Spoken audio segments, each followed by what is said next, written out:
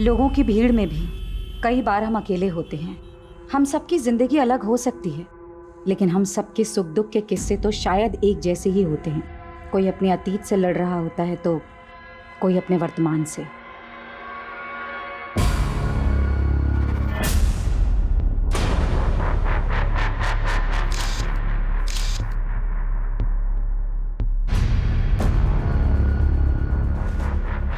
कहने को जिंदगी पल भर में नहीं बदलती, लेकिन कई बार जिंदगी का एक पल सब कुछ बदल देता है।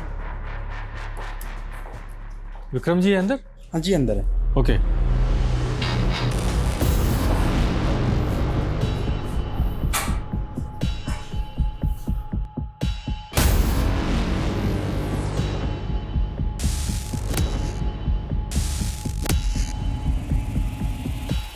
ये फाइल्स देखना ना सर।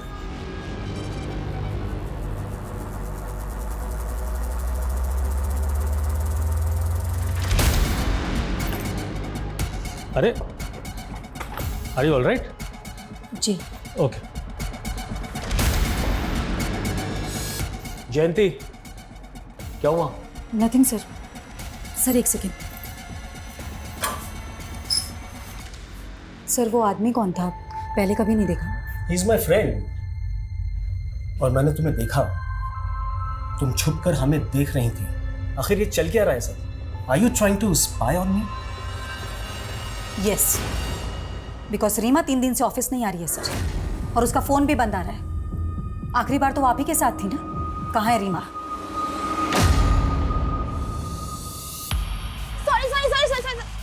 अरे क्या अर्पिता, इतना लेट? चल जल्दी कर, मूवी जाने के लिए लेट हो रहे हैं, जल्दी कर। मूवी? हाँ। मूवी जाएंगे तो बहुत लेट हो जाएगा। मामा को क्या बहाना दूंगी? आज ट्यूसडे है ना, मंदिर का बोल दे। हाँ अर्पिता, मैं बस 15-20 मिनट में घर पहुंच रही हूँ बेटा, ठीक है? माँ, मैं कोचिंग से घर नहीं आ रही हूँ। वो हाईवे वाला मंदिर है ना, वहाँ जा रही हूँ अपने फ्रेंड्स के साथ। अरे इतनी दूर जाने की क्या जरूरत थी? माँ, एग्जाम के लिए मन्नत मांगी थी। मुझे बता देती ना बेटा, मैं साथ चल देती।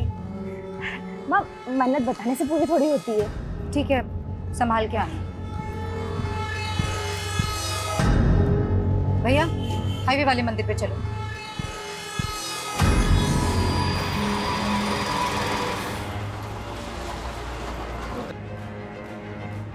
Number you have called is currently not reachable. Please try again later. Thank you.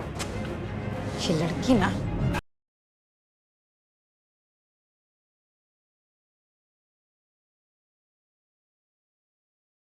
क्या रोज रोज का तमाशा लगा रखा है तुम लोगों ने?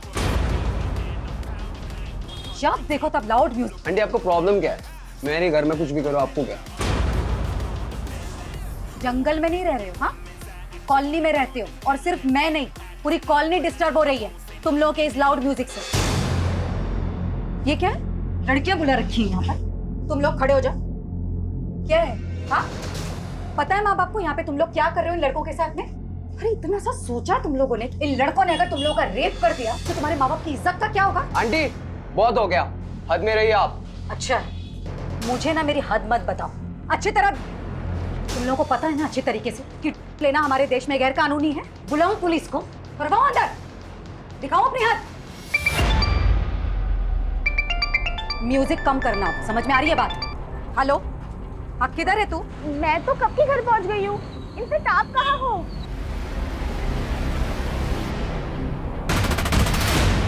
तो तू अब मुझसे खुलेआम झूठ बोलने लगी है।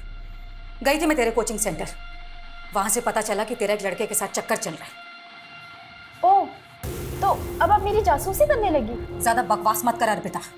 एक तो झूठ बोलती है, ऊपर से मुझ पर इल्जाम लगा रही है। हाँ बोला झूठ, क्योंकि आप मुझे मेरी लाइफ जीने ही नहीं देती हो। हर बार पढ़ो पढ़ो पढ़ो, लेकिन अब इस उम्र में मैं अपने फ्रेंड्स के साथ घूमने नहीं जाऊंगी तो कब जाओगी? हाँ अर्पिता, लेकिन तू एक लड़के के साथ अकेली बाहर गई थी कि नहीं? बोल। हाँ गई थी, तो इसमें बुराई क्या है? बॉयफ्रेंड है वो मेरा, और ज्यादा रोक टोक की ना तो एक दिन उसके साथ भाग के चली जाऊंगी। दुनिया ठीक से देखी नहीं तूने? अर्पिता, मैं जानती हूँ कि हालातों में बड़ा किया तुझे, और आज तू शर्म नहीं आती तुझे? नहीं आती शर्म, क्योंकि बचपन से लेकर आज तक तक मैं बस आपकी पाबंदियां ही सहती आई हूँ, लेकिन अब और नहीं, ठीक है? अर्पिता, अर्पिता,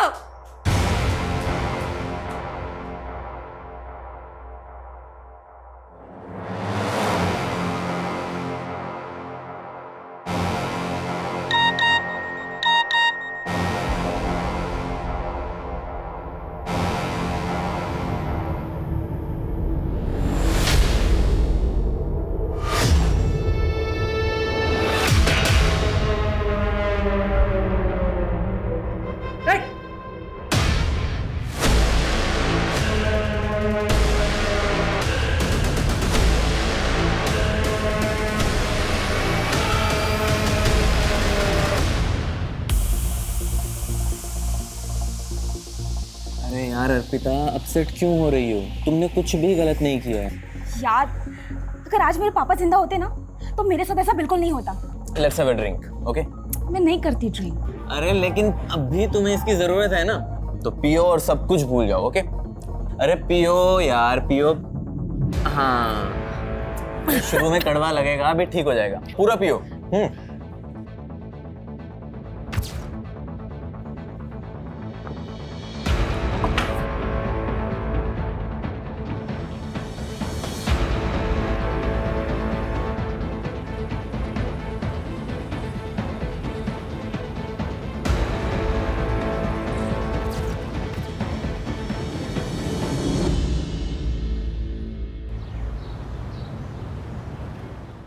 और फिर भालू ने कहा, मुझे भूख लगी है। अरे गुड्डी, ये क्या पढ़ रही हो तुम? मैं तो एक हिंदी की कहानी पढ़ रही हूँ। मैं हिंदी लिख भी सकती हूँ, और पता है अब मुझे ना हिंदी में फुल मार्क्स आएंगे। अरे वाह, तब तो तुम्हें प्राइज मिलना चाहिए। बोलो क्या चाहिए तुम्हें? मुझे तो मून पर जाना है। अच्छा, लेकिन उसके लिए तो तुम्हें एस्ट्रोनॉट बनना पड़ेगा। लेकिन मैं एस्ट्रोनॉट कैसे बनूंगी? उसके लिए तुम्हें बस एक छोटा सा टेस्ट देना होगा। कैसा टेस्ट? देखो, मैं तुम्हारी बॉडी को चेक करूंगा, और जिसकी बॉडी में 5 तिल होते हैं ना, वो एस्ट्रोनॉट बन सकता है। तो चलो अपने तिल दिखाओ।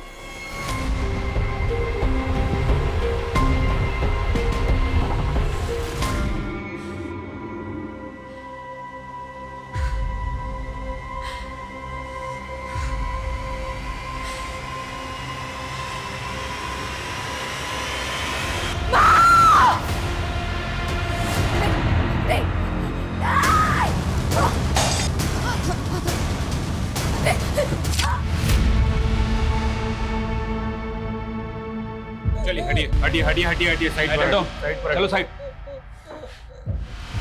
पूरा घर चेक कर। त्यागी किसी धारदार चीज से मारा गया है। सर ये सब देखकर तो लग रहा है कि काफी स्ट्रगल हुआ है।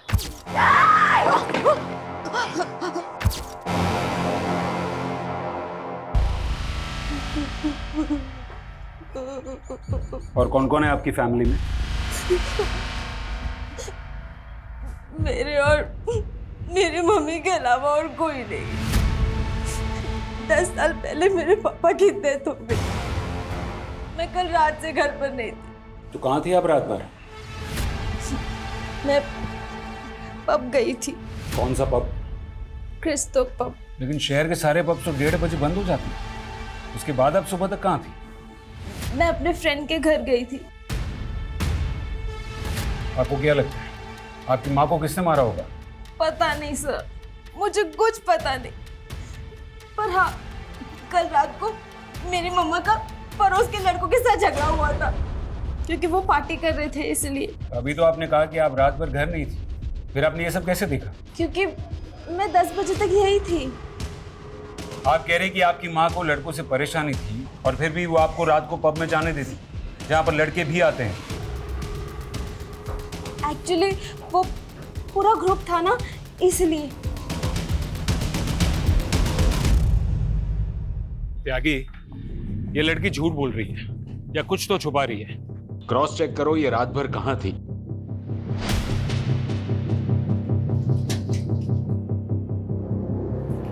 ये दोनों कहाँ हैं? पता नहीं सर।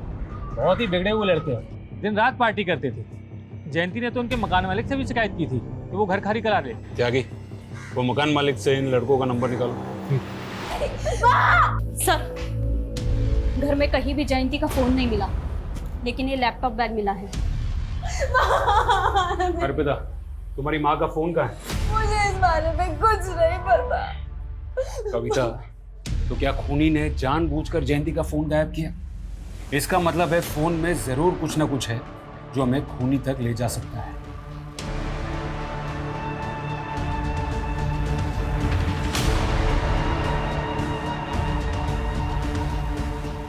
सर, लड़कों के मकान मालिक से बात हो गई है।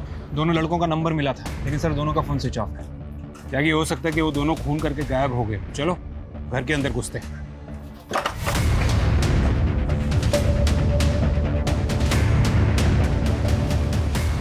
घर चेक करो। सर, जाके फॉरेंसिक को बुलाओ और दोनों घर के फिंगरप्रिंट सैंपल ले लो और वो दोनों लड़कों की डिटेल निकालो और पता करो कि यहाँ पार्टी में दीपेश और राघव के साथ और कौन कौन मौजूद था। ठीक है सर।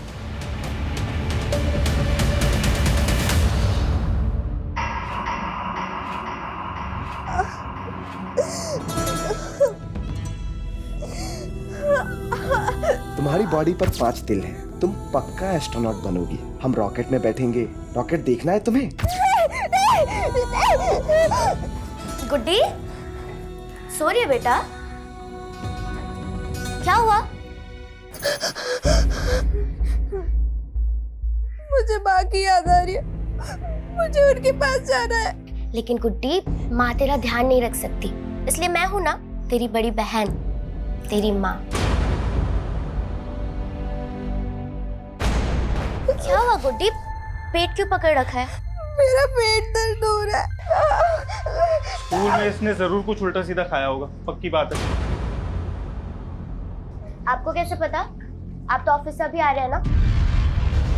अरे पागल हो गया तुम, इसमें पता करने वाली क्या बात है? एक नंबर की चटोरी है ये। स्कूल के बाहर ना इसने जरूर कुछ खाया होगा, पूछो इससे। गुड्डी खाया है कि नहीं?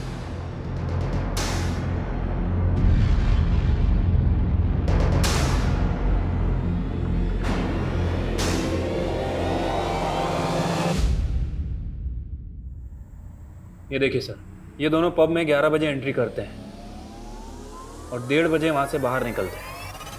ये लड़की जो नशे में धुत है, ठीक से चल भी नहीं पा रही। Right sir. और जयंती के बारे में अभी तक हमें जो भी इन्फॉर्मेशन मिली है, उससे तो यही लगता है कि जयंती नियम कायदे की काफ़ी स्ट्रिक्ट औरत थी और उसकी बेटी साल में। और वो पड़ोस वाले लड़के दीपेश और राघव, उनकी क्या रिपोर्ट है? सर, उनका फ़ोन आखिरी बार गुरुग्राम में बंद हुआ था। वैसे वो रहने वाले भोपाल के हैं, दिल्ली में पढ़ाई करते हैं। मैंने भोपाल पुलिस को भी इन्फॉर्म कर दिया है। और सर, वो अर्पिता के बॉयफ्रेंड, उसको भी बुला लिया है। सर, अर्पिता उस रात पूरी तरह से आउट थी। उसने पहली बार ड्रिंक की थी उस रात। पहली बार? ये तू कैसे जानता? वो सर, अर्पिता मेरी 2 साल से दोस्त है। उसने आज से पहले कभी भी ड्रिंक नहीं किया। और पहली बार उसी रात को पी जिस रात उसकी माँ का मर्डर हुआ? जी सर, वो थोड़ा अपसेट थी। किस बात को लेकर? सर, वो तो मुझे नहीं पता, लेकिन वो बहुत गिल्ट महसूस कर रही थी कि वो उस हालत में घर जाकर अपनी माँ को फेस कैसे करेगी। इसलिए वो पूरी रात मेरे साथ मेरे घर पर ही थी। सुबह होते ही वो चली गई। आप चाहें तो आप चेक कर सकते हैं। वो तो हम चेक कर ही लेंगे। और सुन, बिना परमिशन के शहर से बाहर नहीं जाना। चल। सर, जयंती का फोन रात 10:30 बजे बंद हुआ था, वो भी उसके घर वाले एरिया में। और उसका फोन भी गायब है, जो हम मान रहे हैं कि किलर ने गायब किया है। अर्पिता मेन सस्पेक्ट है। मुझे लगता है कि फोन गायब करने के पीछे की वजह माँ और बेटी के बीच की चैट हिस्ट्री को छुपाना होगा, क्योंकि उससे हमें पता चल जाता कि माँ और बेटी के बीच में बनती नहीं थी। और हाँ, वो 2 लड़के दीपेश और राघव, उनके बारे में भी पता करना होगा कि वो क्यों गायब। सर, इन दोनों लड़कों के CDR में ऐसी 2 लड़कियों के नंबर मिले हैं जो उस रात पार्टी में थे, अदिति और विनीता। उनसे मिलना होगा, शायद उनको पता हो कि दीपेश और राघव कहाँ है। कविता, तुम जयंती के फोन का लोकेशन IMEI नंबर से ट्रेस कर। Okay sir. सर, एक और बात, 8 बजे जयंती ने एक नंबर पे कॉल किया था जो रीमा के नाम से रजिस्टर है। रीमा? कौन रीमा? सर, वो जयंती के साथ उसके ऑफिस में काम करती थी।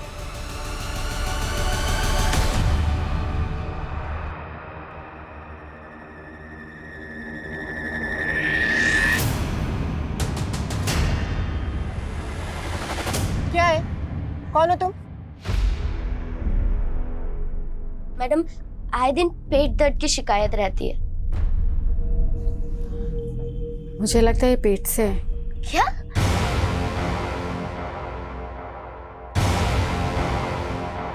Hi ma'am, I am Suraj Sharma. I am match maker ma'am. मैं लोगों की शादियाँ करवाता हूँ। तो मैं क्या करूं? नहीं मैम, आपने मंगलसूत्र भी नहीं पहना है और मांग में सिंदूर भी नहीं है, तो ऑफकोर्स आप शादीशुदा तो नहीं होंगी ना। इससे तुम्हें क्या लेना देना? लेना देना है मैम। अगर आपने शादी नहीं की तो बच्चा कैसे पैदा कर लिया? ये क्या बकवास कर रहे हो तुम? चलो जाओ यहाँ से। मैम मेरी बात तो सुनिए। मैम मैम मैं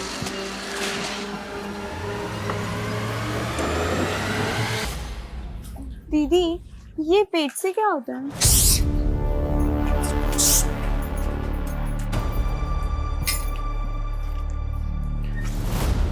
कहाँ गए थे तुम लोग? गुड्डी, क्या हो गया इसको? डॉक्टर के पास गए। गुड्डी 4 महीने प्रेग्नेंट है। क्या? इतने नादान क्या बन रहे हो? तुम्हें नहीं मालूम इस घर में तुम ही एक लौते आदमी हो। सब सच बताओ, तुमने रेप किया ना मेरी बहन को? सोच भी कैसे सकती है तुम? मैं उस छोटी सी बच्ची के साथ ये सब करूंगा?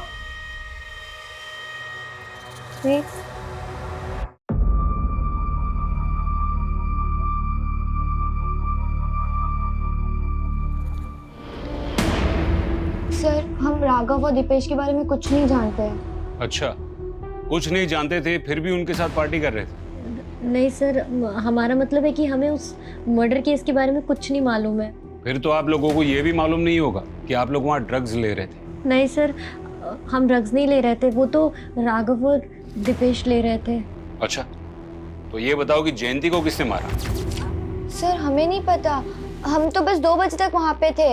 लेकिन हाँ, उससे कुछ देर पहले दीपेश ड्रिंक्स का जुगाड़ करने बाहर गया था और वो वापस नहीं लौटा, तो उसको देखने के लिए राघव भी बाहर गया और फिर दोनों साथ में आ गए वापस। उठो उठो उठो, चलो चलो चलो चलो। कहाँ जाना है यार? अरे आगे का सेलिब्रेशन गुरुग्राम में करते हैं ना। हम नहीं गए सर, हम अपने घर चले गए। उसके बाद वो लोग गए थे। गुरुग्राम में वो कहाँ लेके जाने वाला था? सर, कुछ नाम तो नहीं बताया था।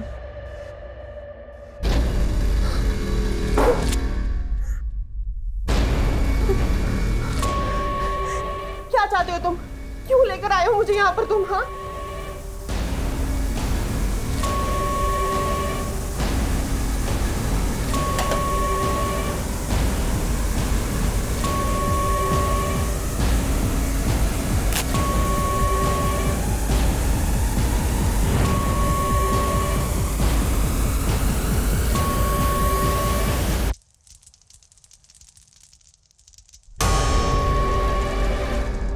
जयंती के बारे में सुनकर मुझे भी शौक लगा। बहुत ही नेक औरत थी। जयंती का ऑफिस में किसी से कोई इशू चल रहा था? I don't know. रीमा और आप? जी। जयंती ने हत्या के पहले करीब 8 बजे आपको कॉल किया था, क्या बात हुई थी? मैम, एक्चुअली मेरी तबीयत खराब थी और उस दिन मैं ऑफिस भी नहीं आई थी, बस इसलिए मेरी हेल्थ के बारे में पूछ रही थी। जरूरत पड़ी तो दोबारा बात करेंगे।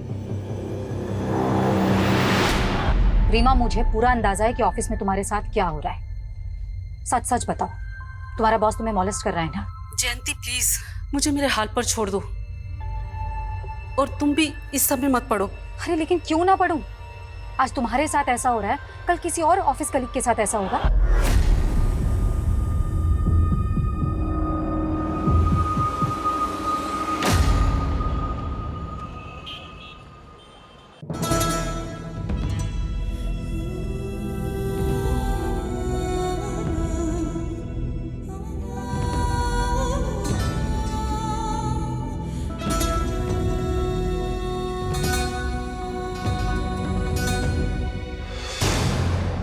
और तुम ज्यादा भोले मत बनो। तुम अभी भी मुझ पे शक कर रही हो? जानती हो ना किसका पाप लेके घूम रही है वो पेट में? क्या करूं मैं तुम लोगों का? अबॉर्शन तो मैं भी करवाना चाहती थी ना अरविंद। अब डॉक्टर ने मना कर दिया तो मैं अपनी बहन को मार तो नहीं सकती ना। कम से कम जब तक उसकी डिलीवरी नहीं हो जाती चिक चिक करना बंद करो।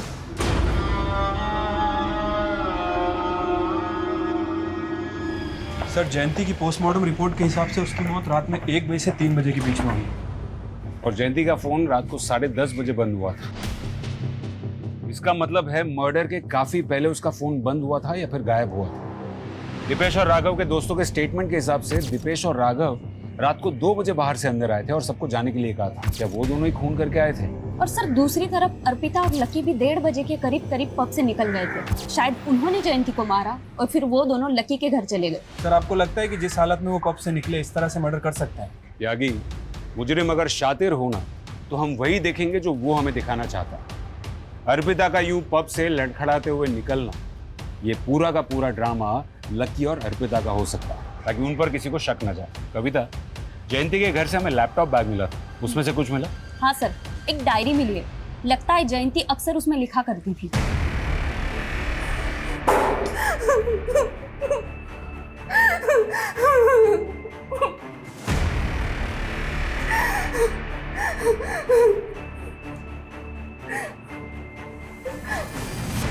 थोड़ा बादाम खाया करो।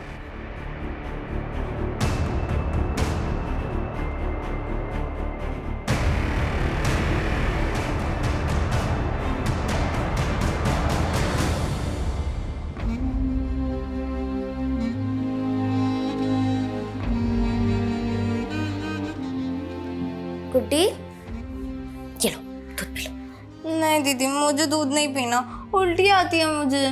देखो, अब से तुम्हें अपना खाने पीने में ध्यान रखना होगा, ऐसे नहीं चलेगा बिल्कुल। ना ओह, तो खाना खाने से बच्चा हेल्दी होगा? कोई जरूरत नहीं है इस पाप के लिए ममता दिखाने की।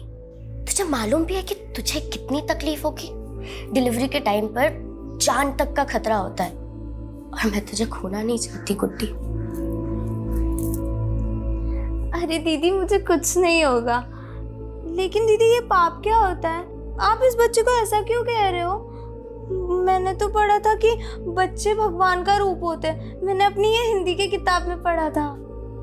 तू भी तो बच्ची ही है, लेकिन भगवान को तेरे पे तो तरस नहीं आया। पर दीदी, मुझे जानना था कि बच्चा टमी से बाहर कैसे आएगा? जब बाहर आएगा तो पता चल जाएगा। बताओ ना दीदी, कैसे आएगा बाहर? जब बच्चा बाहर आएगा तो वो जोर जोर से रोएगा, तो तुझे पता चल जाएगा। अच्छा, वो रोएगा मतलब उसको दर्द होगा? तुझे अब भी उसके दर्द की पड़ी है?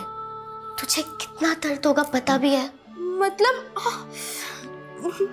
मुझे भी दर्द होगा? हाँ, पर जब बच्चा पैदा हो जाएगा तो दर्द ठीक हो जाएगा और तुझे कुछ भी नहीं होगा।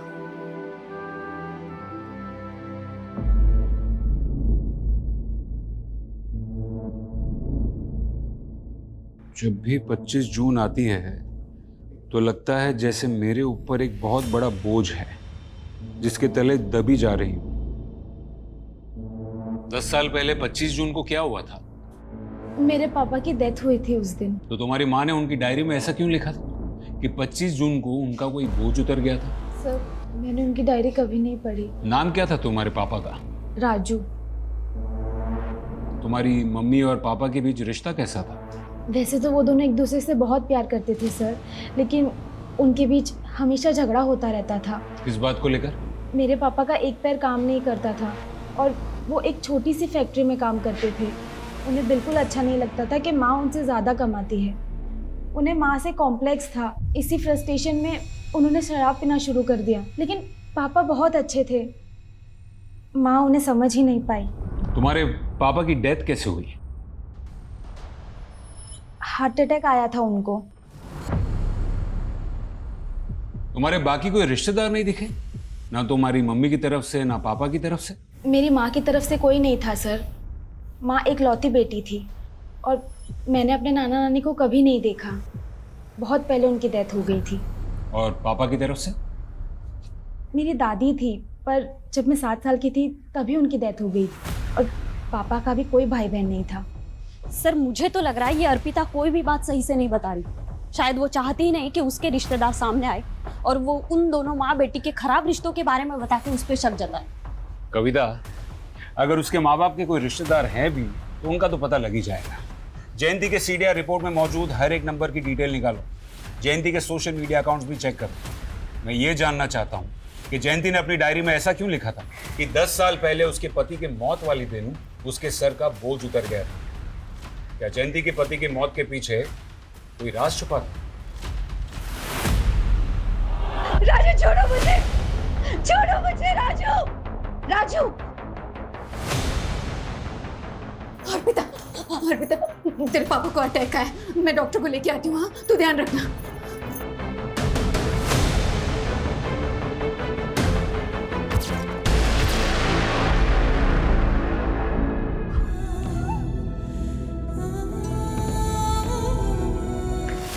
सर, राघव के एक दोस्त से पता चला है कि राघव और दीपेश गुरुग्राम के एक घर में है। सर हमने कुछ नहीं किया, हम कुछ नहीं जानते। कुछ नहीं जानते फिर भाग क्यों रहे थे? हम लोग ड्रग्स लेते थे और जयंती आंटी से झगड़ा भी होता सर। उस रात पार्टी में रात को 2 बजे अचानक अपने बाकी दोस्तों को भगा दिया क्योंकि तुम दोनों मर्डर करना चाहते थे। नहीं सर, हमारा तो पहले से ही प्लान था 2 बजे निकलने का, लेकिन हाँ 2-2:30 बजे जयंती आंटी की बेटी अर्पिता को हमने वहाँ पे देखा था सर। खुद को बचाने के लिए उनकी बेटी को फंसा रहे हो? हम लोग सच बोल रहे हैं सर। एक मिनट सुनिए, आपने अर्पिता को देखा? वो तो कल से नहीं दिखी। सर, अर्पिता के घर पे तो ताला लगा हुआ है। इसका मतलब है कि वो इन्वॉल्व है मर्डर में, इसलिए भाग गए। लकी कहाँ है? सर लकी घर पे था, वर्मा उसे लेकर आ रहा है। तूने कहा था कि तू उस रात अर्पिता को अपने घर पर लेकर गया था, लेकिन उसके पड़ोस में रहने वाले लड़कों ने अर्पिता को उसके घर पे जाते हुए देखा था। सर वो लड़के झूठ बोल रहे हैं सर। सर मुझे लगता है कि उन लड़कों ने ही अर्पिता को कहीं गायब किया है ताकि वो आपसे ये झूठ बोल सके सर। आप मेरी बात पे यकीन कीजिए सर। त्यागी, ना तो हम ये दीपेश और राघव का भरोसा कर सकते हैं और ना ही लकी का। राइट सर, अर्पिता ही हमारी प्राइम सस्पेक्ट है, लेकिन अभी तक वो गायब है सर। ये अर्पिता का फोटो सर्कुलेट करो। ठीक है सर। सर वो जयंती का पीएम होने के बाद हमने सोचा था कि उसकी बॉडी किसी रिश्तेदार को हैंड ओवर कर देंगे, लेकिन सर उसकी बेटी प्राइम सस्पेक्ट निकली और कोई दूसरे रिश्तेदार का कुछ पता नहीं चल रहा है। तो क्या करें, मॉर्ग वालों को कहें अंतिम संस्कार करने के लिए? और कर भी क्या सकते, लेकिन त्यागी हमें जयंती के कातिल को जल्द से जल्द ढूंढना होगा, फिर चाहे वो उसकी बेटी हो या फिर कोई और। मैं बेटी हूँ, बीवी हूँ, बहू हूँ, माँ हूँ, लेकिन सबसे पहले मैं क्या थी और सबसे आखिर में मैं कौन हूँ? मैं सिर्फ औरत हूँ। औरत होना मेरा स्वाभिमान है और जब जब मेरे स्वाभिमान को ठेस लगी है मैंने खुद को संभाला है, क्योंकि मैं सहनशील भी हूँ। सर, जयंती का सोशल मीडिया अकाउंट चेक कर रहा था, ये देखिए एक अकाउंट मिला है। अरविंद सिंह? सर जयंती इस अकाउंट को काफ़ी फॉलो करती थी, इनफैक्ट इसके बहुत सारे पोस्ट को लाइक भी किया है। ये देखिए, मुझे लगता है कि इसका और जयंती का कोई कनेक्शन है, आगरा का ही रहने वाला है। बेचारी गुड्डी। गुड्डी? जी हाँ, हम जयंती को प्यार से गुड्डी ही बुलाते थे। क्या आप बता सकते हैं कि जयंती की बेटी अर्पिता कहाँ हो सकती है? ये आप क्या कह रहे हैं, जयंती की बेटी भी है? मतलब आप नहीं जानते? देखिए दरअसल मैंने और सुजाता ने गुड्डी की शादी के बाद से उससे दूरी बना ली थी। कौन सुजाता? जी गुड्डी की बड़ी बहन, मेरी स्वर्गवासी पत्नी, उनका नाम सुजाता था। अरविंद जी, ऐसी क्या वजह थी जो आप लोगों ने जयंती से रिश्ता तोड़ दिया? उसका दुर्भाग्य, उसका अतीत। 12 साल की मासूम थी जब उसके साथ बलात्कार हुआ। 12 साल की उम्र में बलात्कार? कौन था वो? मुरादाबाद के बहुत रसूखदार लोगों के 2 बदमाश बेटे थे। मैं तुम्हारी बॉडी को चेक करूंगा। गुड्डी हमें बता भी नहीं पाई और ये सिलसिला महीनों तक चलता रहा। जब तक हमें पता चलता तब तक बहुत देर हो चुकी थी। गुड्डी 4 महीने से पेट से हो चुकी थी, अबॉर्शन नहीं करा सकती थी वो। आप दोनों ने उन 2 लड़कों के खिलाफ कोई पुलिस कार्रवाई भी नहीं की? उन दोनों के अब्बू बहुत ताकतवर लोग थे साहब। मैं और सुजाता अगले दिन उसके अब्बू के पास गए उसकी शिकायत लेकिन अगले ही दिन वो दोनों गुंडे हमारे घर में घुस पड़े। अगर पुलिस के पास जाने का सोचा भी ना तो वो अंजाम होगा तुम लोग का जो तुम लोग सपनों में भी नहीं सोच सकते। रातों रात हम घर छोड़ के भागे और एक दूसरे शहर में किराए के मकान पे रहने लगे। वहीं पे गुड्डी ने एक बच्चे को जन्म दिया और फिर उसने वहीं पे शादी कर ली। लेकिन क्या मालूम सर, उसकी ज़िंदगी पे उसका अतीत भारी पड़ गया। मतलब आप ये कहना चाह रहे हैं कि उन्हीं 2 लड़कों ने जयंती का खून किया है जिन्होंने बचपन में उसका रेप किया था? रिजवान शेख नाम है उसका, दिल्ली में मशाल पार्टी का नेता है। और वो दूसरा है ना, परवेज अंसारी नाम है उसका। सर वो भी अभी दिल्ली में ही रह रहा है। आपके पास गुड्डी की बचपन की फोटो है? सब वो होगी तो सही, लेकिन एक बार मुझे ढूंढना पड़ेगा। Excuse me. हाँ कविता बोलो। सर जयंती के फोन का IMEI नंबर ट्रेस हुआ था। सर हमें वो फोन एक कचरा बिनने वाले के पास मिला। जयंती के फोन का सारा डेटा रिट्रीव करो। Okay sir.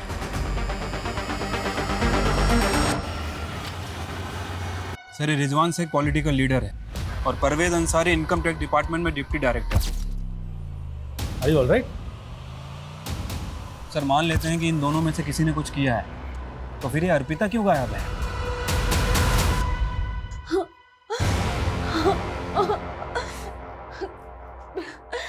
प्लीज छोड़ो मुझे। ये देखिए सर, ये जयंती के पड़ोसी का वीडियो है।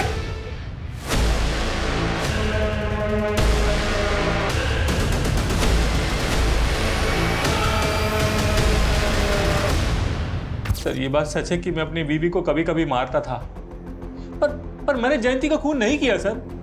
हाँ, जयंती का फोन मुझे मिला था, पर अगले दिन मुझे जैसे ही पता चला कि उसका मर्डर हो गया है, मैंने उसका फोन डस्टबिन में फेंक दिया था सर। ये टेढ़ी खीर है, आसानी से नहीं उगलेगा। तोड़ो इसको। ओके ठीक है। सर एक अजीब बात पता चली है, परवेज अंसारी जयंती के बॉस का भी दोस्त है।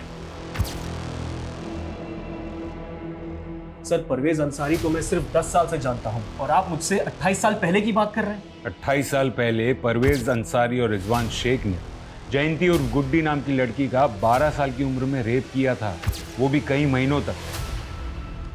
इसको जानते हैं? नो। चलो इसको नहीं जानते हैं, परवेज अंसारी को तो जानते हैं ना। इसका मतलब आप रिजवान शेख को भी जानते होंगे। सर बड़े नेता है, मैं क्या सभी जानते हैं। हाँ, परवेज ने एक बार बताया था कि वो उनके बचपन का दोस्त है। और आप उन दोनों के दोस्त। इसका यह मतलब है कि जयंती के मर्डर में उन दोनों के साथ आप भी इन्वॉल्व हैं। सर क्या कुछ का कुछ बोलते चले जा रहे हैं, कोई सबूत है आपके पास? जल्दी दिखा देंगे। कौन है ये? आपके मुरादाबाद की है, गुड्डी उर्फ जयंती। इसके जीजा जी का कहना है कि 28 साल पहले आपने इसका रेप किया था। इंस्पेक्टर, क्या तू जानता नहीं एक ईमानदार नेता के छवि पे दाग लगाने का हर्ष क्या होता है? 2 मिनट नहीं लगेंगे, सस्पेंड हो जाओगे। सर हम तो ईमानदारी से अपना काम कर रहे हैं, और वो कहते हैं ना कि भले ही देर लग जाए लेकिन सच की जीत जरूर होती है। जय हिंद। सर माना कि ये दोनों बहुत शातिर हैं, लेकिन कहीं ऐसा तो नहीं कि जयंती के मर्डर को हम 28 साल पुराने वाले केस से जोड़ के गलती कर रहे हैं? मैं जानता हूं जयंती के मर्डर में उसकी बेटी समेत और भी सस्पेक्ट्स हैं, लेकिन जो गुड्डी के साथ 12 साल की उम्र में हुआ, तो एक पुलिस ऑफिसर के नाते ये मेरा फर्ज बनता है कि मैं उस केस को भी सही अंजाम दूं। त्यागी, जयंती ने आखिरी बार रीमा को कॉल किया था, जो उसके साथ उसकी ऑफिस में काम करती थी। ये रीमा से जयंती के बॉस के बारे में दोबारा बात करो, शायद कोई क्लू मिल जाए। ठीक है सर। सर एक अजीब चीज पता चली। पिछले 2 महीनों में 3 जयंती नाम की औरतें दिल्ली से अबडक्ट हुई। क्या कह रही? हाँ सर, ये देखिए, जयंती सिन्हा, जयंती मलिक और जयंती कपूर। सर ये तीनों अबडक्शन एक हफ्ते के फासले पर हुए हैं। और सर हमारे यहाँ जयंती चौहान का मर्डर हुआ है। ये तीनों औरतों के साथ क्या हुआ? सर तीनों किडनैपर के चंगुल से निकल आई, तीनों जिंदा है। सर इन्होंने किडनैपर का एक स्केच भी बनवाया है, ये देखिए।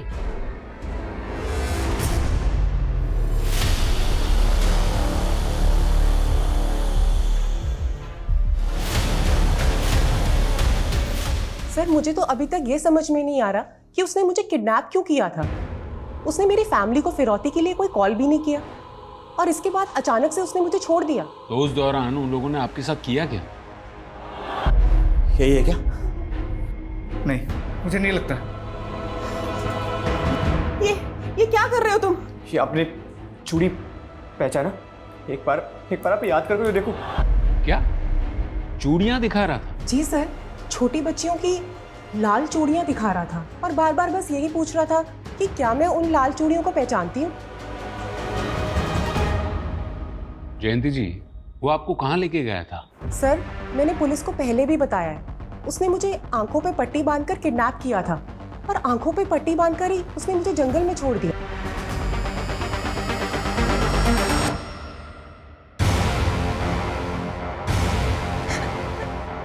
प्लीज मुझे छोड़ दो। तुझे तो मैं कभी नहीं छोड़ूंगा। ये तो गनीमत समझ कि तुझे अभी तक जिंदा छोड़ा हुआ है, लेकिन तेरी मौत तो पक्की है। सर, मैंने जयंती नाम की बाकी की औरतों से भी बात की है। सर, सभी का स्टेटमेंट पहली वाली जयंती से मैच कर रहा है। सर, कहीं ऐसा तो नहीं कि वो कोई सुपारी किलर था जिसने जयंती को देखा ही नहीं था, लेकिन जब उसे असली जयंती मिली उसे आइडेंटिफाई किया और उसका मर्डर कर दिया। लेकिन फिर वो लाल चूड़ियां क्यों दिखा रहा था? वो भी बच्चियों की चूड़ियां?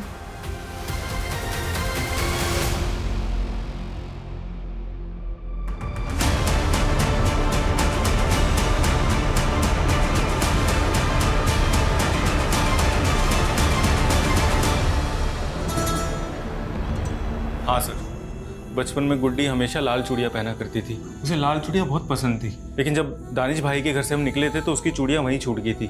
कौन दानिश? सर, दरअसल बच्चा पैदा होने के बाद मैं, सुजाता और गुड्डी हम तीनों फरीदाबाद में शिफ्ट हो गए थे। दानिश भाई के घर पे किराए पे रहने लगे थे। मेरे गोलू, अरविंद जी, अरे अस्सलाम वालेकुम। नमस्ते। आइए ना। अरे वो किराया। हाँ सुजाता। अरे कितना प्यारा बच्चा है, माशाल्लाह माशाल्लाह। ले ले ले ले। कितनी उम्र है बच्चे की? अभी 1 साल का हुआ है, मेरा बेटा है। अरे वाह वाह वाह वाह। ये रेंट। शुक्रिया। चलिए दोबारा आइएगा जरूर। हाँ हाँ। जीजू, आपने ऐसा क्यों कहा कि ये आपका बेटा है? ये तो मेरा बेटा है ना। गुड्डी, तुझे कितने बार समझाया ना कि तू बिना शादी किए माँ बनी है, और वो भी इतनी सी उम्र में। भूल से भी किसी को ये मत कहना कि ये तेरा बेटा है, समझी?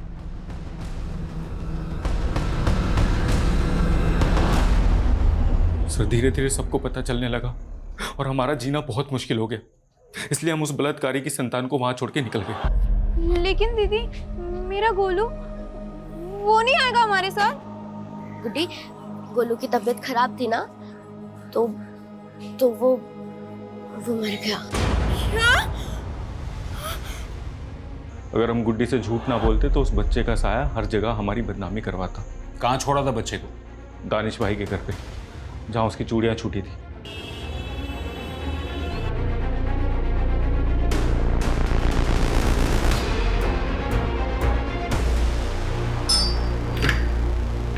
दानिश जी, आप? दिल्ली पुलिस। दिल्ली? आप ऐसे कैसे? आप कहाँ? गलती हो गई, चक्कर करते हुए। अर्पिता? सर, वो तो उस बच्चे को यहाँ छोड़ के चले गए थे, लेकिन मैंने करीम को अपने बेटे की तरह पाला है। मतलब कि करीम ही जयंती उर्फ गुड्डी का बेटा है? मैंने अपनी माँ को नहीं मारा सर। बचपन से लोग मुझे चिढ़ाते थे कि मेरा बाप कौन है। लोग कहते थे कि मैं नाजाज औलाद हूँ, लवारिस हूँ। इसलिए सर, मैंने बचपन में ठान लिया था कि मैं अपनी माँ को ढूंढ के रहूँगा। सर, मुझे सिर्फ इतना पता है कि उस लड़की का नाम जयंती था, बाकी उसके दीदी और जीजा जी उसे गुड्डी कह के बुलाते थे। तो तुम जयंती नाम की औरतों का पता लगाकर उन्हें अगवा कर रहे थे? उस दिन उनका किडनैप नहीं कर पाया था मैं, इसलिए सर मैं सीधा उनके घर पे चला गया। माँ, कौन हो तुम? अरे 28 साल से आपने मुझे देखा नहीं ना, इसलिए आप मुझे पहचान नहीं पाई। तुम बोल क्या रहे हो तुम? हाँ? और हो कौन? गोलू, आपका गोलू। माँ,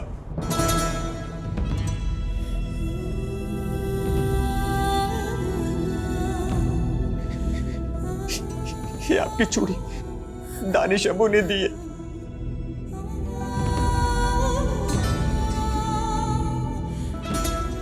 एक बार कह दो कि आपने मुझे पहचान लिया। गोलू,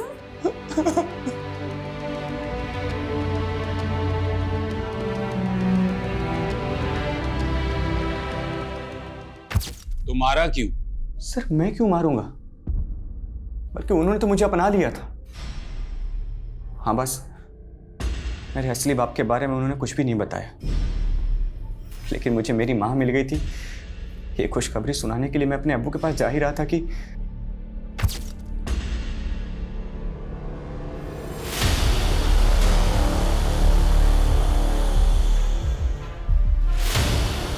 अर्पिता,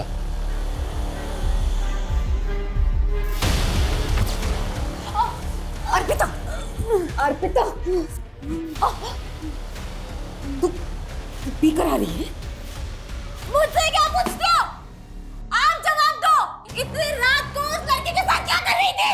बदतमीज, तू जानती भी है कौन है वो? फिर से थप्पड़ मारा, फिर से हाथ उठाया। पापा को भी ऐसे ही मारा था ना? वो एक एक्सीडेंट था अर्पिता। शराब के नशे में ना वो मुझे मारना चाहता था। झूठ बोलती है तू। झूठ बोलती है, झूठ बोलती है ये औरत। झूठ बोलती है। झूठी है तू। ये क्या कर रही है तू? अर्पिता। लकी जानता था ना कि मर्डर तुमने किया है। हाँ सर, वो मुझसे प्यार करता था। मुझसे बहुत बड़ी भूल हो गई सर। मुझे नहीं पता था कि मेरी माँ बचपन से इतना सब सहती आ रही है। इतने सालों से मैं अपनी माँ के लिए वेट कर रहा था सर, और मिला भी तो सिर्फ एक दिन। हाँ, मुझे अर्पिता पे शक था कि उसी ने कुछ किया, इसलिए मैंने उसका अपहरण किया था सर। लेकिन चाहकर भी मैं उसे मार नहीं पाया सर। आप ही बताओ कैसे मारता? आखिर थी तो मेरी बहन ना। कैसे एक गुनाह कई जिंदगियों को दर्द और बदनसीबी से भर देता है। अगर 28 साल पहले गुड्डी को इंसाफ मिल चुका होता तो शायद आज हम उसके अंजाम को बदल सकते थे। त्यागी, ताज्जुब की बात तो ये है कि एक माँ अपने बेटे से 28 साल बाद मिलती है और उसकी बेटी को ऐसी गलतफहमी होती है कि उसने एक ही झटके में उसकी जान ले ली। लेकिन सर गुड्डी उर्फ जयंती, उसका इंसाफ अभी तक अधूरा है। उसके रेपिस्ट अभी तक बाहर घूम रहे हैं। अगर सर हम कोर्ट से परवेज और रिजवान के डीएनए टेस्ट का ऑर्डर ले लें तो करीम से उसका डीएनए मैच करके पता चल जाएगा कि उसका असली बाप कौन है। लेकिन त्यागी, रेप विक्टिम भी जिंदा नहीं है। सिर्फ गुड्डी के जीजाजी के बयान पर कि परवेज और रिजवान ने उसका रेप किया था, मुझे नहीं लगता है कि रेप विक्टिम की गैर मौजूदगी में उन पे कोई केस बनेगा। कोर्ट पहली सुनवाई में अपना केस डिसमिस कर देगा। मतलब सर 28 साल के बाद भी गुड्डी को इंसाफ नहीं मिलेगा। सर, रीमा ने नया बयान दिया है। रीमा का कहना है कि उसका बॉस विक्रम उसे मोलेस्ट करता था। सर, विक्रम ने अपने दोनों दोस्त रिजवान और परवेज के साथ मिलकर उसे एक फार्म हाउस पे ले जाकर फोर्स सेक्स के लिए मजबूर किया।